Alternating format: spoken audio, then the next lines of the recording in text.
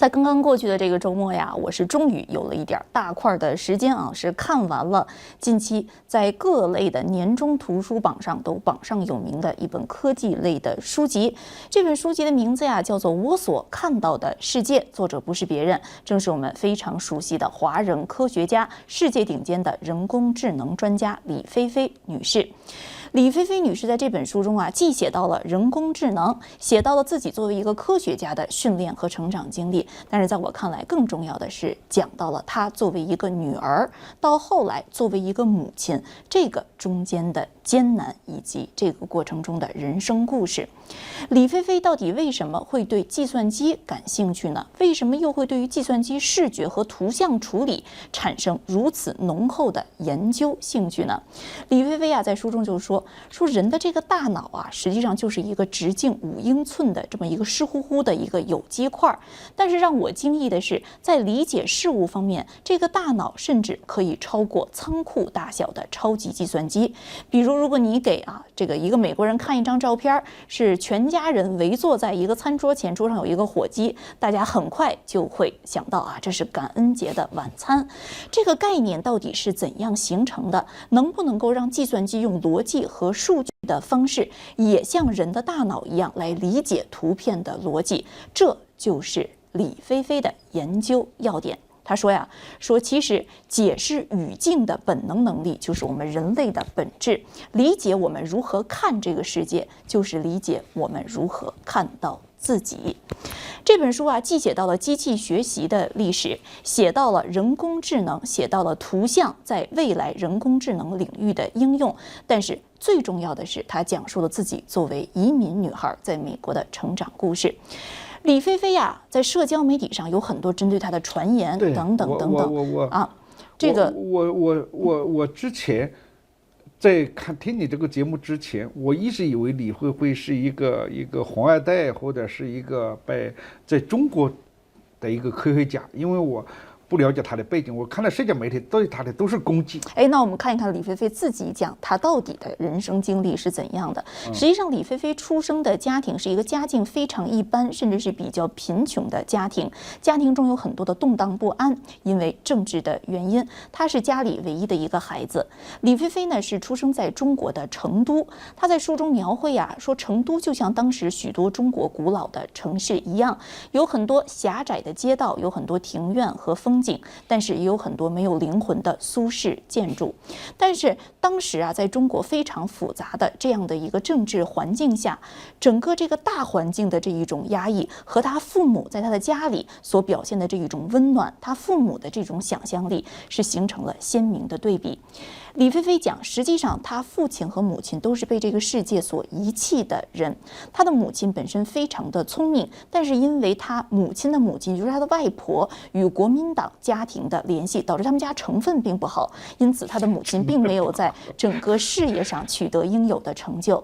李飞飞在书中就描绘他们都对这个世界的制度失去了信心，因此他们都找到了自己的心灵的生活，成为了他们反抗这个世界的方式。有人说李飞飞是不是一个望子成龙、望女成凤这样一个家庭所出来的孩子呢？其实并不是。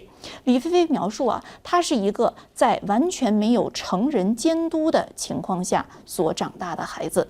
他的父亲是做什么的呢？是在一家化学公司的计算机部门工作，但是这个必须要打上引号，因为李飞飞自己形容说与其说是他父亲有一份事业，不如说那一份事业就是装点门面。他父亲根本不喜欢他所做的工作，每天就是混一混，就是这样的一个角色。他说我的父亲好像对严肃的事业是有一种过敏。他父亲真正的兴趣是在哪里呢？是在大自然。他就形容说我的父亲是有一种呆头呆脑的这一种聪明才智，他经常去抓蝴蝶，去看水牛到稻田里面去抓这个叫什么粘虫，把这些小虫子带回家作为宠物饲养。结果他的父亲就这种喜欢玩，喜欢去看大自然，还差一点出了很大的漏子是什么呢？他的母亲在分娩的时候他的父亲在外边看鸟，自己骑着自行车去外边看鸟了，结果看鸟看错了表的时间，自己女儿出生、自己太太分娩都错过了，怎么办呢？他的父亲就给他起了一个名字，叫飞飞，就是飞翔的意思，就好像他看的这一只鸟一样，最后可以展翅飞翔。他说呀，我对我父亲最高的赞美，同时也是最严厉的批评。如果一个孩子可以在完全没有成人监督的情况下，想象自己的父母就是自己最爱身边的父母，那么或许我的父亲就是这样的一个人。言外之意，那一些不喜欢服父母管教的孩子，如果有一个理想的父母，可能就是李飞飞的这一种父母。李飞飞的母亲，刚才我们提到李飞飞的话说她是一个被困在强加给她的平庸生活中的真正的知识女性或者是知识分子。她母亲的职业其实也很一般，最开始呢是一位中学教师，后来呢是作为一个办公室的一般的一个小职员。李飞飞介绍，她母亲的母亲其实是中国第一代上大学的女性，但是自己的知识生涯因为与国民党的关系而受到了影响。她母亲呢一生的健康和精神，这个可能有错误。中国的女性这个上大学的有的上比她的外婆还要更早，因为那个时候留学欧洲和留学美国。那你可能说的是留学，她的母亲可能是第一届在中国上大学的这一些女性。她说呢，她的这个意志精神也受到很大的困扰。那么她的这个妈妈，其实呢是有一个非常非常可以说是一个文青的这样的一种个性。面对家庭的这一种不幸，面对自己母亲所遭遇到的政治压力，她的应对机制是什么呢？就是文学创作。这样的一个文学创作的热情也影响到了李飞飞本人。那么呢，李飞飞从小就看到了，比如说狄更斯海明威波伏娃这样学校的一些这样一些书籍的中译本。然后他从小就喜欢物理，喜欢生物。但是当时有一位中学的有一位这个学校的一个老师说男孩子往往在理科上比女生更有优势。当时李飞飞就非常的生气就说你怎么能说他们明明是我学得更好？就从小就有这样的一种不服输的生活。这个李飞飞的父亲是首先移居到美国，真的是像一只小鸟一样就飞走了。结果他父亲到了美国3年之后，当时全家人是分别了3年，已经15岁的李飞飞和母亲是来到了新泽西与父亲团聚。他当时呢是在新泽西当地的帕西帕尼高中入学。上中学的李飞飞还不会说一句英语。那么中国和美国之间的差距，在10几岁的李飞飞看来就是美国这个世界更亮，速度更快，也更重，也更吵闹。但是他更记住的是自己的幸运。他一直还记得自己有这样一位数学老师，叫做鲍勃·萨贝拉先生。他父母一直不记得这个老师的姓萨贝拉不会念，就说是大胡子数学老师。估计呢，萨贝拉先生是有一口大胡子他说就是在这一位大胡子数学老师的教导、启发和资助之下，李飞飞有机会进入普林斯顿大学。而他的父母是做什么工作的呢？在新泽西是经营一家洗衣店。所以呢，我们看到其实就是一个很简单的一个移民的，对，也许是我们的生活。当年办的报纸杂志的读者，的确是那么李飞飞在普林斯顿大学，当时就因为他出色的数学能力是非常的优秀，同时很快也就进入了加州理工学院去读博士。但是其实李飞飞在读博士期间，他所选择研究的方向在当时是一个冷门领域。这个领域叫什么呢？叫做计算机视觉。如果不是因为后来的深度学习革命，可能计算机视觉一直不会被大家所注意。李飞飞在2009年的时候当时是推出了现在人工智能史上最大的一个手工编辑的数据集，叫做 ImageNet。如果您是做图形处理，对于这个数据库会非常的熟悉。当时总共包含1500多万张图片。后来在智能算法在海量计算能力的启发下，可以说正是当年李飞飞所创建的这个 ImageNet 引发了计算机视觉领域的爆发式的增长。正是这个 ImageNet 的这些数据训练的图形识别算法，到后来文本到图像的生成模型，自动驾驶汽车的这样的一个计算能力，还有后来我们说的 Stable Diffusion 叫做稳定扩散模型，我们所用的 DALL-E、Midjourney 这些人工智能的图像生成器，全部是来自于 ImageNet。可以说它是在这个计算机图像领域是做到了奠基性的这样的一份工作。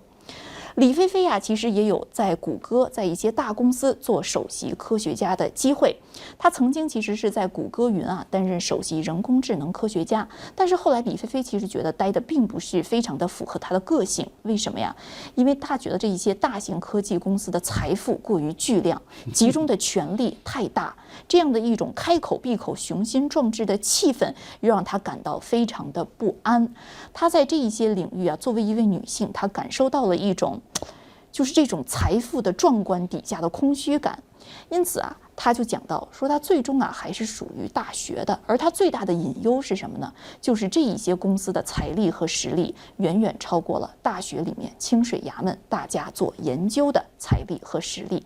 我们可能还记得，在2015年的时候，当时的 Uber 是从著名的卡内基梅隆大学把整个机器人研究团队全部挖走了，去做自动驾驶汽车。那我们看到，现在 Uber 还没有做出真正能够推向市场的自动驾驶汽车，但是卡内基梅隆大学这样一个宝贵的研究团队就此被根除掉了。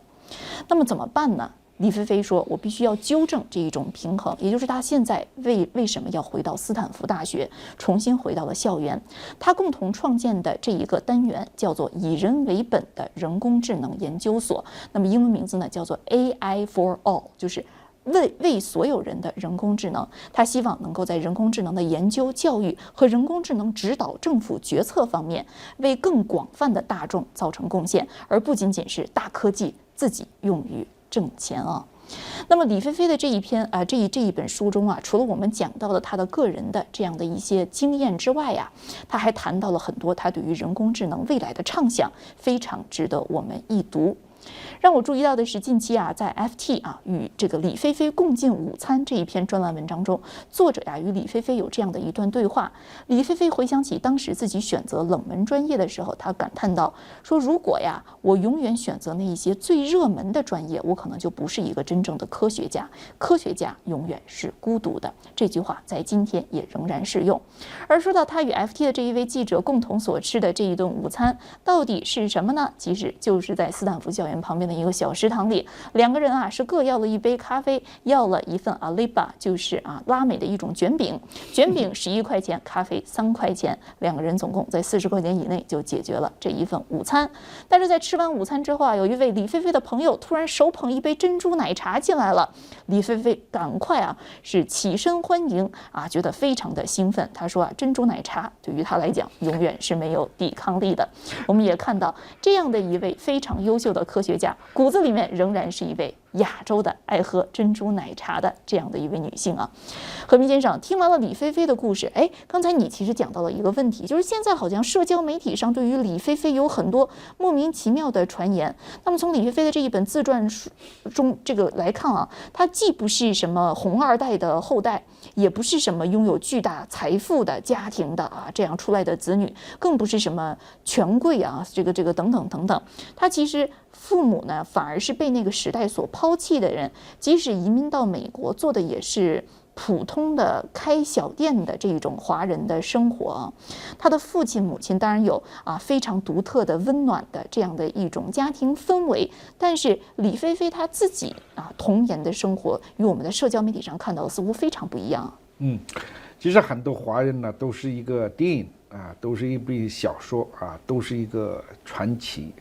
我跟很多华人的这个移民就是来聊天，不是最近这些比较成功的或者年轻的学者来留学，或者是一些成功的投资者他们来移民，而是讲80年代90年代这一代移民他们在美国的那种艰辛是后来者适应的是很难理解的，很难理解，很难想象。所以他父母开一个洗衣店，所以已经很成功了。但是李飞飞的故事我是第一次听到，我觉得我们做一期节目关于他太少了，因为不仅是他的故事我们可以讲，而且他的一些对人工智能的思考，我在大概1个星期、2个星期注意到，其实对黄汉孙也差不多啊，跟李慧慧也差不多，我只注意到他们的疑问。我根本就没有注意到他们的身份呐，或者他们的传奇的故事，所以今天大部分都是听你说的。我前面讲了，我在社交媒体经常听到李慧慧的名字就是什么红二代的后代啊，又是为中共服务啊，我就完全不理解，就是为什么社交媒体最隐逸的、最简单的、最粗暴的，对这样一个可能自己根本不了解的人这么进行攻击，而且这种攻击还流行，使很多人可能以为就是真的，对吧？但是呢，我不管他是什么样的背景，我在了解李慧慧的一些观点的时候，比如他讲到，他说未来的人工智能就要解决这个流年妇女的问题，就不是流年妇女，就是解决造谣、阴谋论的假新闻的问题。我当时就觉得很震惊呐，就是觉得我也符合我的想法，非常符合我的想法。当然我们的思路可能是完全不同，他是科学家的思路，我是个媒体人，对这个信息产业、媒体产业的一等痛惜，所以我期待都是了解这个李慧慧更多，我不是了解他的个人的背景。而是了解他的一些思想，所以刚才，但是呢，你能够把他的故事分享给我，我真的是很感动。为什么不讲李飞飞对于 AI 的更多想象呢？因为在今天节目末尾的这一段视频中，李飞飞作为为人类服务 AI 学院的院长，就特别讲到了他认为 AI 在哪一些领域可以帮助我们现在这个让我们觉得非常困惑、混乱的社会更美好。因此我们也把时间留给电视机前的观众朋友们，大家一起在这一段40分钟的视频中看到李飞飞对于他所创建的这个 AI 引导的更美好世界的想象。好了，以上就是本期思想先驱报的全部内容，我们下期再会。谢谢。We're very lucky to be the generation seeing AI's great progress. Hey, so there was something about your background that I always found inspiring, which is, today people are entering AI from all walks of life, and sometimes people still wonder, I majored in something or other. Is AI a right path for me?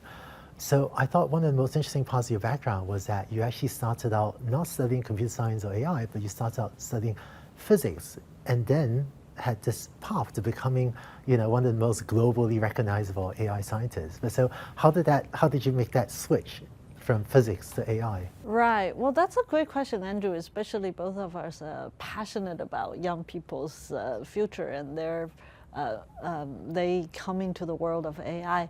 The truth is, if I could enter AI back then, more than 20 years ago, today anybody can enter AI because AI has become such a prevalent and globally impactful technology.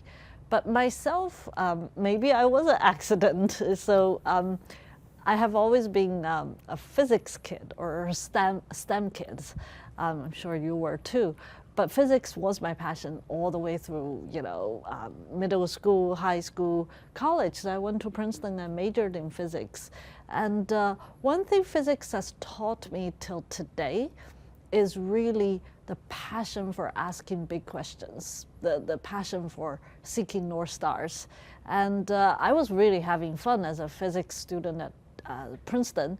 And one thing I did was reading up stories and just writings of great physicists of the 20th century, and just hear about what they think about, the world, especially people like Albert Einstein, Roger Penrose, Erwin Schrödinger. And it was really funny to notice that many of the writings towards the later half of the career of these great physicists were not about just the atomic world or the physical world, but ponderings about equally audacious questions like life, like intelligence, like human conditions. Schrödinger wrote this book, What is Life? And Roger Penrose wrote this book, Emperor's New Mind, right? And that really got me very curious about the topic of intelligence. So one thing led to another. During college time, I did intern at a couple of neuroscience labs, and especially vision related. And I was like, wow, this is just as audacious a question to ask as the beginning of the universe or what is matter made of.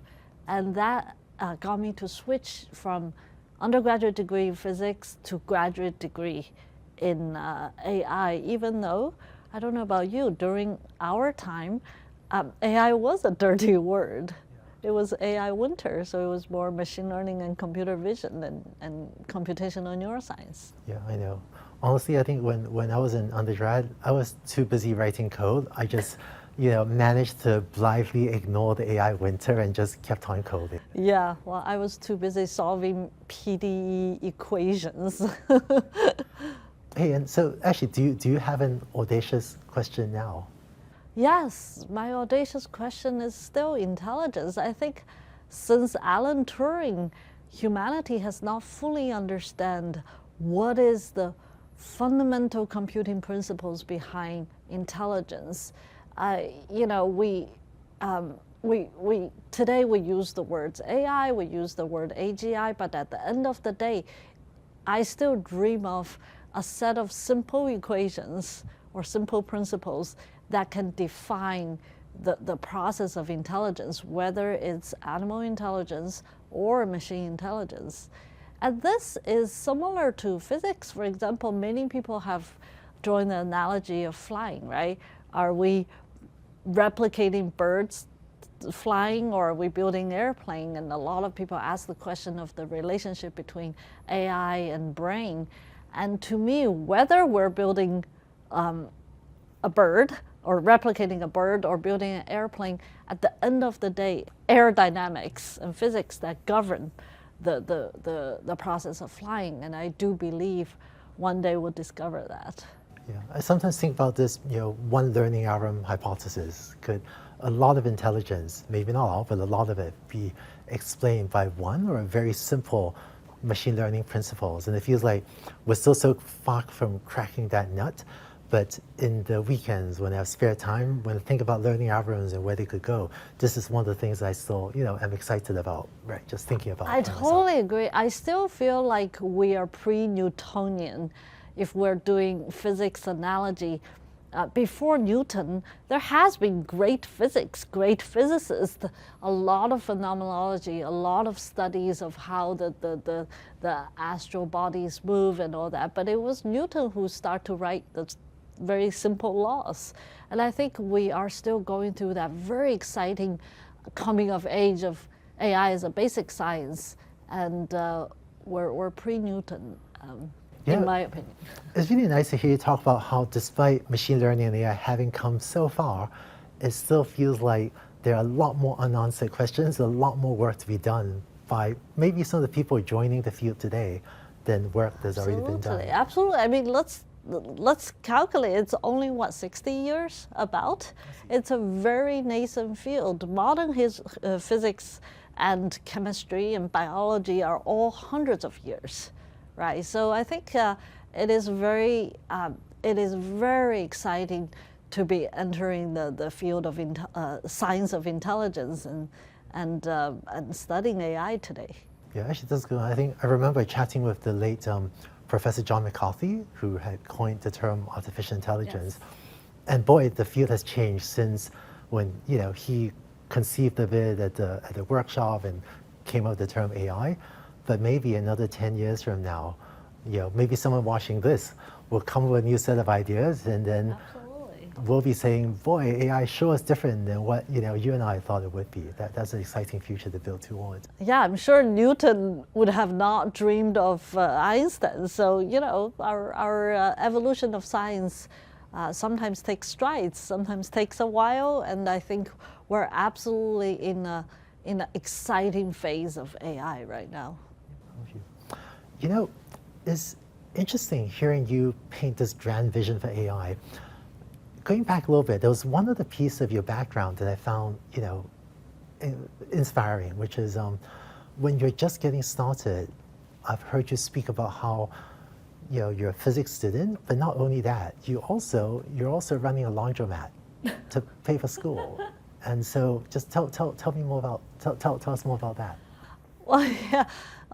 So I came to this country, to America, to New Jersey, actually, when I was 15. And one thing great about being in New Jersey is it was close to Princeton. So I often just take a weekend trip with my parents and to admire the place where Einstein spent most of his career in the latter half of his life. But, you know, with typical immigrant life, and it was tough. And by the time I entered Princeton, my parents didn't speak English.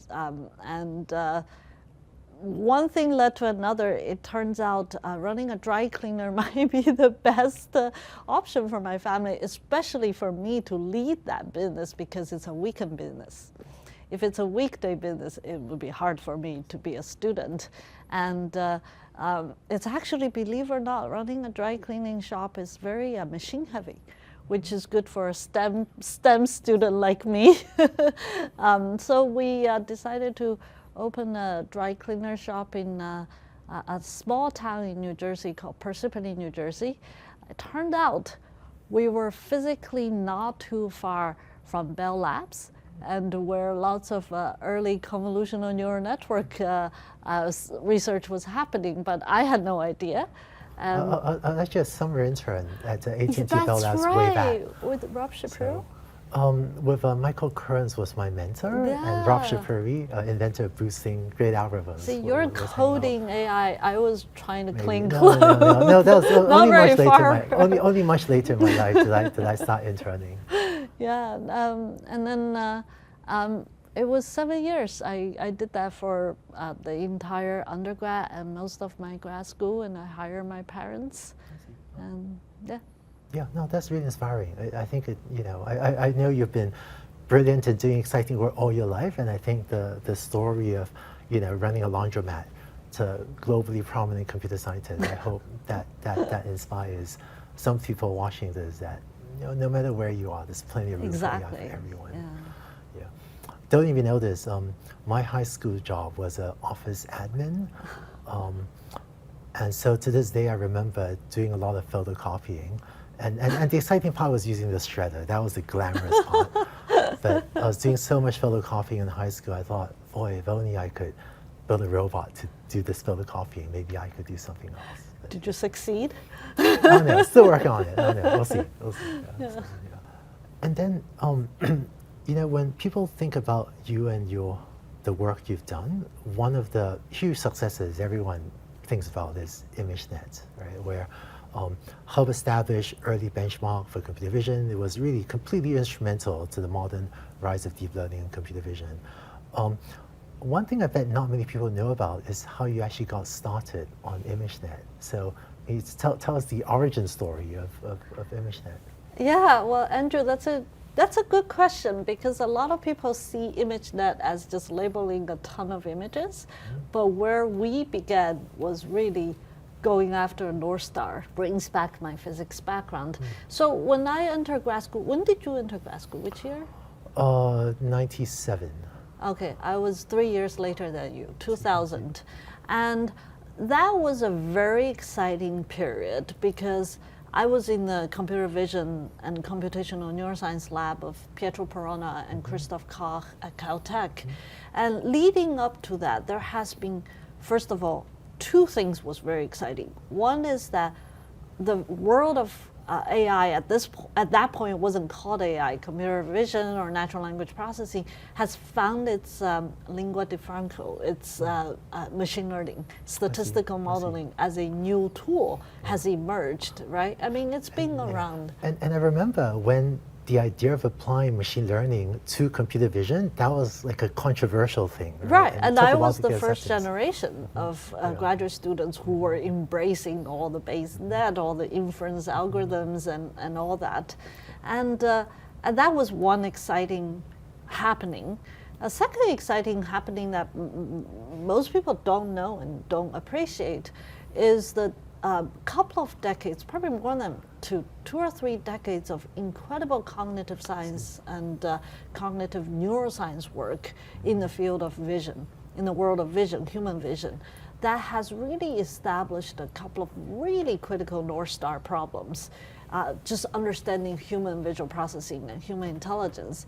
And one of them is the recognition of understanding of natural objects and natural things. Because a lot of the psychology and cognitive science work is pointing to us that is an innately optimized, whatever that word is, functionality and ability of human intelligence is more robust, faster, and more nuanced than we had thought. We even find neural correlates, brain areas devoted to faces or places or body parts, you know. So these two things led to my PhD study of using machine learning methods to work on real world object recognition. But it became very painful very quickly that we are banging against one of the most, continue to be the most important challenge in AI and machine learning is the lack of generalizability.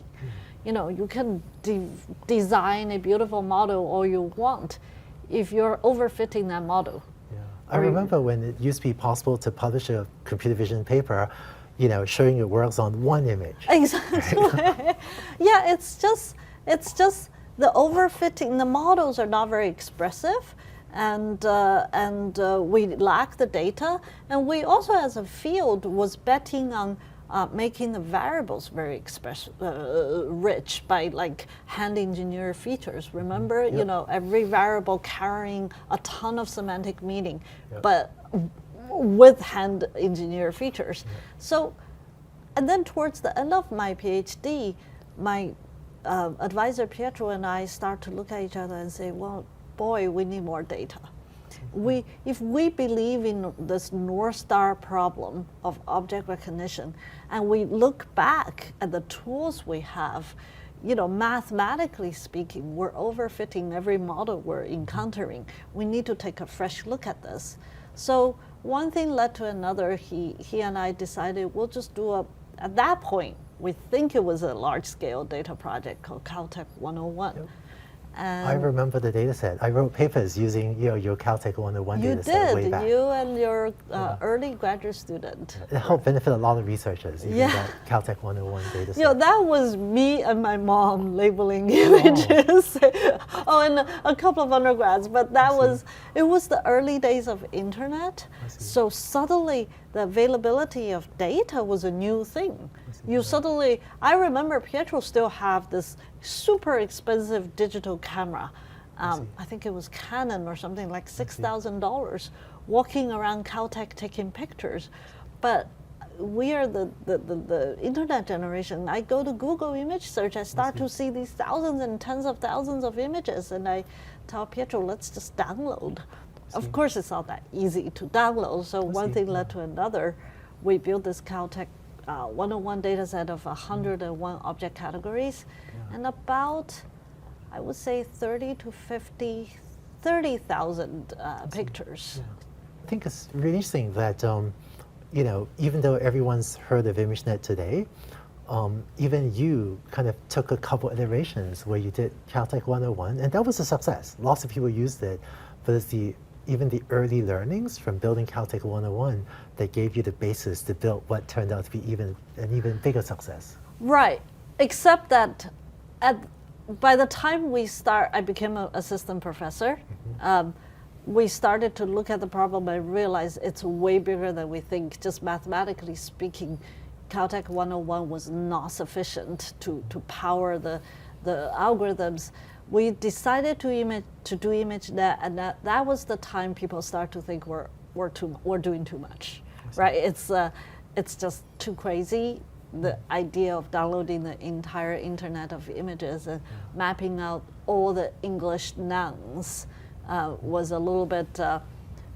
I start to get a lot of pushback. I remember at one of the CVPR conference when I presented the early idea of ImageNet, a couple of researchers publicly questioned and said, if you cannot recognize one category of object, let's say the chair you're sitting in, how do you imagine, or what's the use of a data set of 22,000 classes and 15 million images?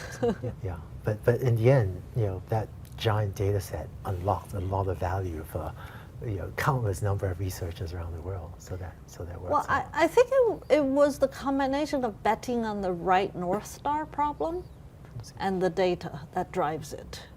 So it was a fun process. Yeah, and to me, one of the when I think about that story, it seems like one of those examples where, sometimes people feel like they should only work on projects that are the huge thing at the first outset, but I feel like for people working in machine learning, if your first project is a bit smaller, it's totally fine. Have a good win, use the learnings to build up to even bigger things, and then sometimes you get a, ImageNet size win, all of it.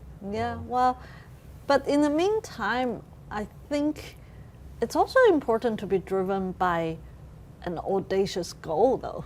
You can size your problem or size your project as local milestones and so on along this journey.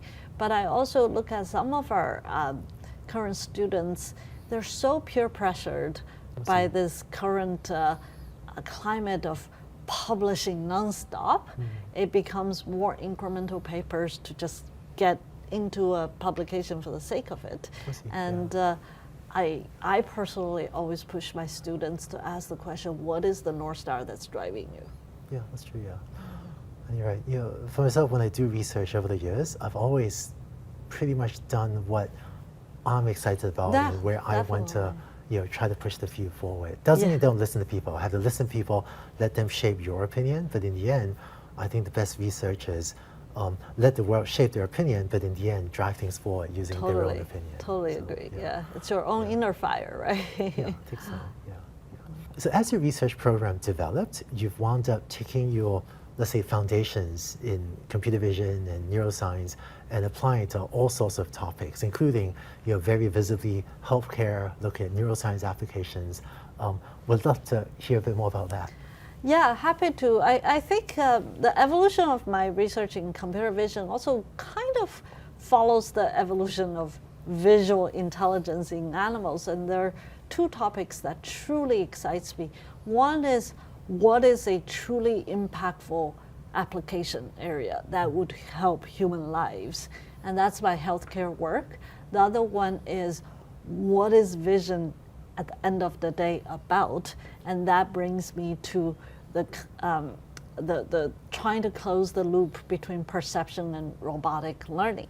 So on the healthcare side, one thing, Andrew, there was a number that shocked me about 10 years ago when I met my long-term collaborator, Dr. Arnie Milstein at Stanford Medical School.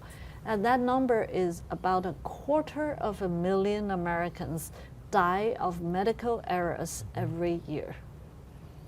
I had never imagined a number being that high due to medical errors. There are many, many reasons, but we can rest assured most of the reasons are not intentional.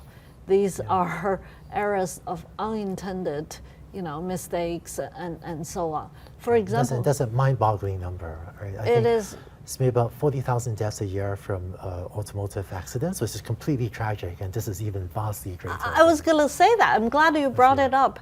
Just one example, one number within that mind-boggling number is the number of hospital-acquired infection resulted fatality is more than 95,000. That is that's 2.5 times than the death of car accidents. And in this particular case, hospital-acquired infection is a result of many things, but in large, lack of good hand hygiene practice. So if you look at WHO, there has been a lot of protocols about clinicians' hand hygiene practice, but in real healthcare delivery, when things get busy, and when the process is tedious, and when there's a lack of feedback system, you still make a lot of mistakes. Another tragic medical fact is that more than $70 billion every year are spent in in 4 resulted injuries and fatalities. And most of this happened to elderlies at home, but also in the hospital rooms. And these are huge issues. And when Arnie and I got together back in 2012, it was the height of self-driving car, let's say not hype, but what's the word, the right word, excitement in Silicon Valley. And then we look at the technology of smart sensing cameras, LiDARs, radars, whatever, smart sensors, machine learning algorithm, and holistic understanding of a complex environment with high stakes for human lives. I was looking at all that for self-driving car and realized in healthcare delivery, we have the same situation. Much of the process, the human behavior process of healthcare is in the dark. And if we could have smart sensors, be it in patient rooms or senior homes, to help our clinicians and patients to stay safer, that would be amazing. So Arnie and I embarked on this, what we call ambient intelligence research agenda. But one thing I learned, which probably will lead to our other topics, is as soon as you're applying AI to real human conditions, there's a lot of human issues in addition to machine learning issues. For example, privacy. And I remember reading some of your papers with Arnie and found it really interesting how you could build and deploy systems that were, relatively privacy preserving. Yeah, well, thank you. Well, the first iteration of that technology is we use cameras that do not capture RGB information. And you've used a lot of that in self-driving car, the depth cameras, for example. And there you preserve a lot of privacy information just by not seeing the faces and the identity of the people. But what's really interesting over the past decade is the changes of technology is actually giving us a bigger tool set for privacy preserved computing in this condition. For example, on-device inference, as the chips getting more and more powerful, if you don't have to transmit any data through the network and to the central server, you help people better. Federated learning, we know it's still early stage, but that's another potential tool for privacy preserved computing. And then differential privacy and also encryption technologies. So we're starting to see that human demand, privacy and other issues, is driving actually a new wave of machine learning technology in ambient intelligence in healthcare. Yeah, that's great. Yeah, I've been encouraged to see the real practical applications of differential privacy that are actually real.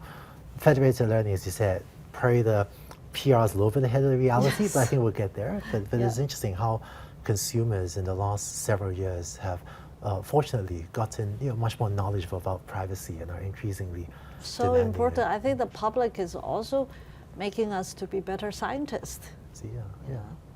And I think ultimately, people understanding AI holds everyone, including us, but holds everyone accountable for really doing the right thing. Yeah. And and on that note, one of the really interesting pieces of work you've been doing has been leading several efforts to help educate legislators or help governments, especially U.S. government, work toward better laws and better regulation, especially as it relates to AI.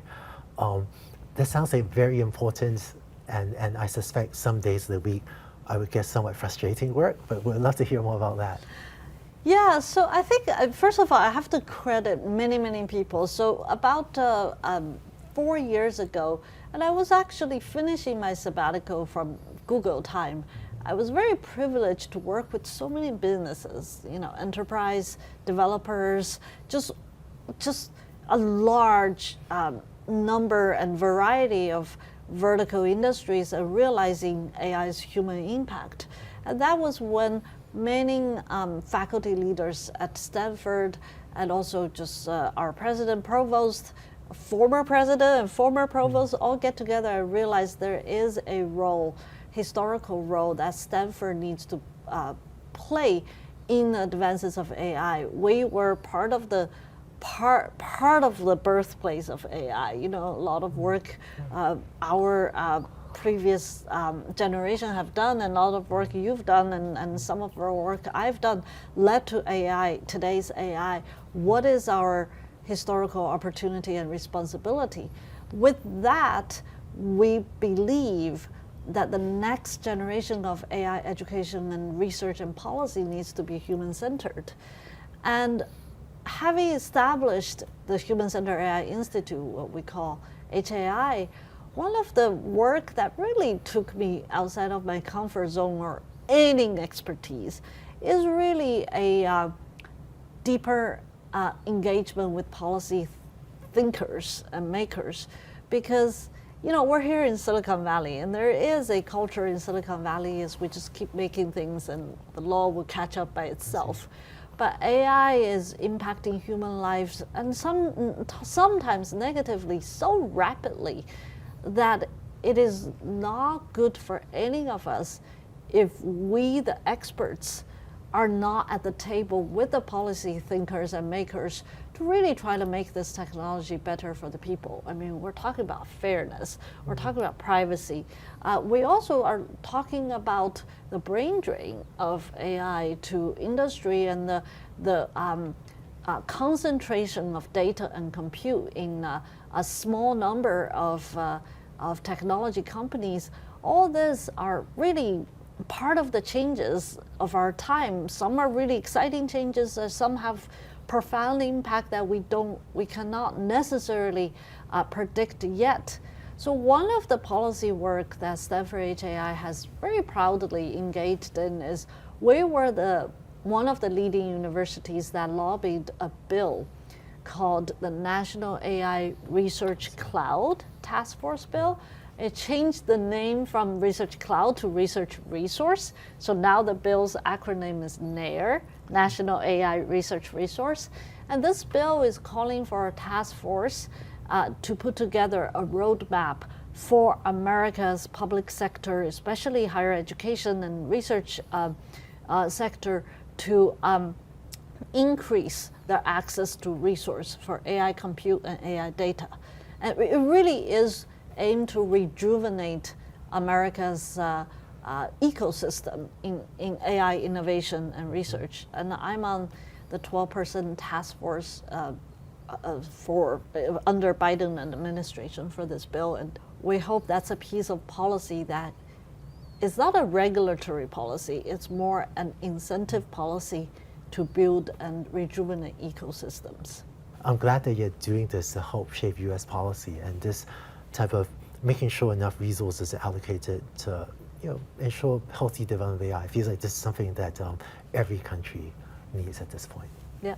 So, just from the things that you are doing by yourself, not to speak of the things that the global AI community is doing, there's just so much going on in AI right now. So many opportunities, so much excitement. Yeah.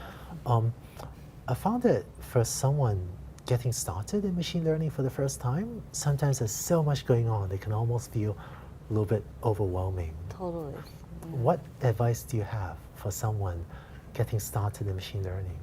Great question, Andrew. I'm sure you have great advice. You're one of the world-known advocate for AI machine learning education. So I do get this question a lot as well.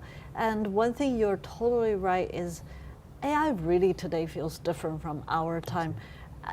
During our Today, time, just for the record, now is still our time. Just so you know. yeah, that's true. When we were starting in AI, Sure. yes, I love that. Exactly, we're still part of this. When we got started, the entrance to AI and machine learning was relatively narrow. You almost have to start from computer science and go, right? As a physics major, I still had to wedge myself into the computer science track or electrical engineering track to get to AI. But today, I actually think that there is many aspects of AI that creates entry points for people from all walks of life. On the technical side, I think it's obvious that there's just an incredible plethora of resources out there on the internet, from Coursera to YouTube to TikTok to GitHub to there's just so much that students worldwide can learn about AI and machine learning compared to the time we began learning machine learning. And also any campuses, we're not talking about just college campuses, we're talking about high school campuses, or even sometimes earlier, we're starting to see more available classes and resources. So I think I do encourage those of the young people with a technical interest and resource and opportunity to embrace these resources, because it's a lot of fun. But having said that, for those of you who are not coming from a technical angle, who still are passionate about AI, whether it's the downstream application or the creativity it engenders, or the policy and social angle, or important social problems, whether it's digital economics or the governance or history, ethics, political sciences, I do invite you to join this, because there is a lot of work to be done. There's a lot of unknown questions. For example, my colleague at HAI are trying to find answers on how do you define our economy in the digital age?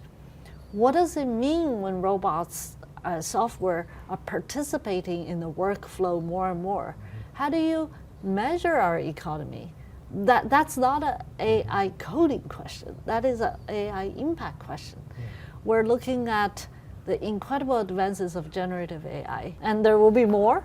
What does that mean for creativity and to the creators, from music to art to writing?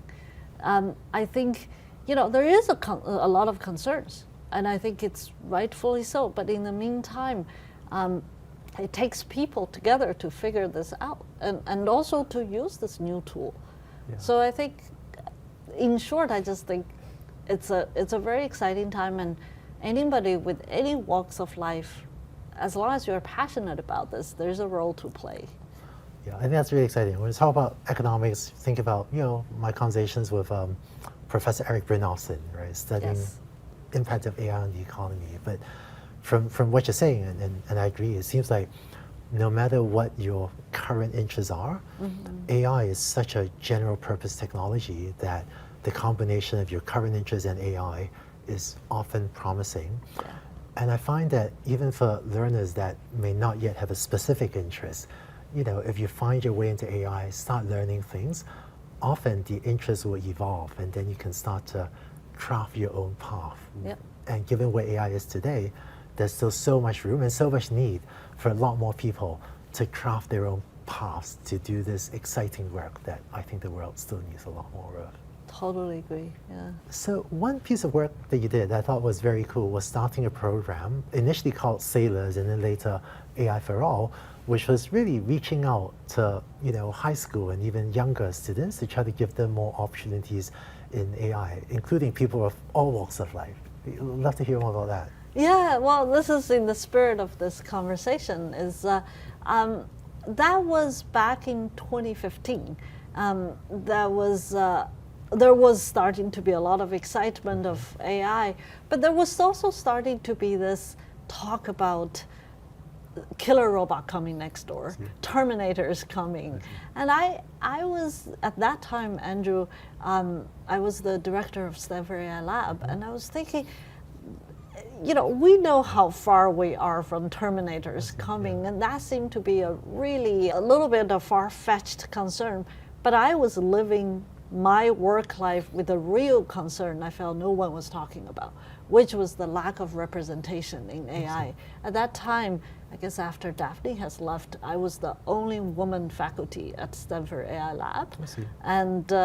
And we're having very small, around 15% of women graduate students, and we really don't see anybody from the underrepresented minority groups in Stanford AI program. And this is a national or even worldwide issue, so it wasn't just Stanford. And frankly, it still needs a lot of work today. Exactly. So how do we do this? Well, I got together with my former student, Olga Rusakovsky, and also a long-term educator of STEM topics, Dr. Rick Sommer from Stanford Pre-Collegiate Study Program, and thought about inviting high schoolers, at that time women, high school young women, to participate in a summer program to inspire them to learn AI.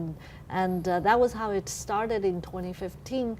And 2017, we got a lot of encouragement and support from people like Jensen and Lori Huang and Melinda Gates, and we formed the national nonprofit called AI for All, which is really committed to training or helping tomorrow's leaders, shaping tomorrow's leaders for AI from students of all walks of life, especially the traditionally underserved and underrepresented communities. And till today, we've had many summer camps and summer programs across the country. More than 15 universities are involved, and we have online curriculum to encourage students, as well as college pathway programs to continue support these students' career by matching them with internships and mentors. So it's a continued effort of encouraging students of all walks of life. Yeah, and I remember back then, I think your group was printing these really cool T-shirts that asked the question, AI will change the world. Who will change AI? Yeah. And I thought the answer of making sure everyone can come in and participate, that was a great answer. Yeah, still an important question today. Yeah. So that's a great thought, and I think that takes us toward the end of the interview. Any final thoughts for the people watching this? Still that this is a very nascent field. As you said, Andrew, we are still in the middle of this. I still feel there's just so many questions that I wake up excited to work on with my students in the lab, and I think there's a lot more opportunities for the young people out there who want to learn and contribute and shape tomorrow's AI. 万事不求人，私人助理、私人顾问时代来临了。六度万事，万事相助，超强博士群不断奉献专项服务，信息、财经、健康、文娱、教育、旅游、消费、科技、美食，让您的生活品质全线升级。六度世界现在体验，请去3w.6度.world。限时免费期间，全体注册网友免费使用付费版的高级功能如下：支持论坛搜索，免费画图。第一步，点击右上角最左边的机器人符号开始对话，像图片中红框中的那样。